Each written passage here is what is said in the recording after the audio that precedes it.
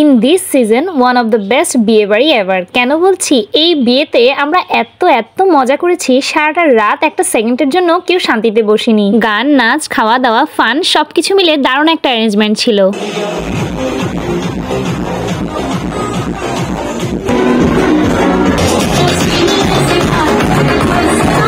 তাহলে শুরু থেকে বলি, একটা বিয়ের আত্মকাহিনী ঠিক এখান থেকে শুরু হয়েছিল। আর বিয়েটা ছিল পার্থদা এবং চন্দ্রিমাদির। সন্ধ্যাবেলা একদম আমার প্রিয় সুন্দর লেহেঙ্গাটা পরে তাড়াতাড়ি করে রেডি হয়ে গেলাম। বলুন তো আজকে আমায় কেমন লাগছে? চলুন বিয়ে বাড়ি যাই।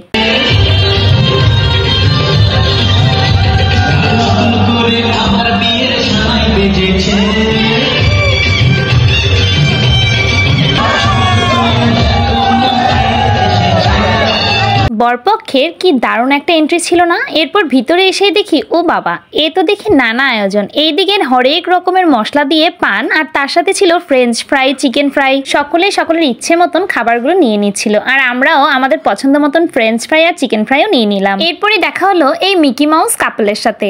আপনারা দেখে ভাবছেন আমরা এইভাবে হাসছি কেন? তারা দুইজন আমাদের কানের কাছে এসে এত মজার কথা বলছিল। আর বিয়ে বাড়ি মানে মন ভরে ছবি তোলা আর অনেক ভিডিও করা। এরপরে ব্রাইড আর গ্রুমের সাথে দেখা করলাম। তাদের নতুন জীবনের জন্য শুভকামনা জানিয়ে বিয়ে বাড়ির সবচেয়ে দরকারি যে কাজটা সেটা হলো খাওয়া দাওয়া। এদিকে টেবিলে মোটামুটি সকল আইটেম চলে এসেছে, আর দিদি খাবার সার্ভ করছিল, তার সাথে আরো একজন দাদা। এই তো আমিও প্লেটে সকল কিছু সাজিয়ে নিয়ে এবার খাওয়াটা শুরু করে দিলাম। আজকে এই বিয়েতে আসার আগে আমি বাসা থেকে ভেবে এসেছিলাম যে এই বিয়ের যতগুলো প্রোগ্রামে আমি অ্যাটেন্ড করতে পারিনি সবগুলো অনুষ্ঠানের আনন্দ আজকে আমি এক অনুষ্ঠানে উসুল করে নেব। আর খাওয়া দাওয়া শেষে একটু ছবি তুলতেই হঠাৎ আমার বন্ধুর গানের কণ্ঠ শুনতে পেলাম। ওর নাম শুভ্র, আমাদের ক্লাসমেট। যদিও আজকে ও এখানে ইনভাইটেড অ্যাজ এ গেস্ট, তারপরেও সে তার মনের আনন্দে একটু গান গাচ্ছে। এই যে আমার ভিডিওর ব্যাকগ্রাউন্ডটা, সেই ব্যাকগ্রাউন্ডের সংটাই হচ্ছে ওর গাওয়া।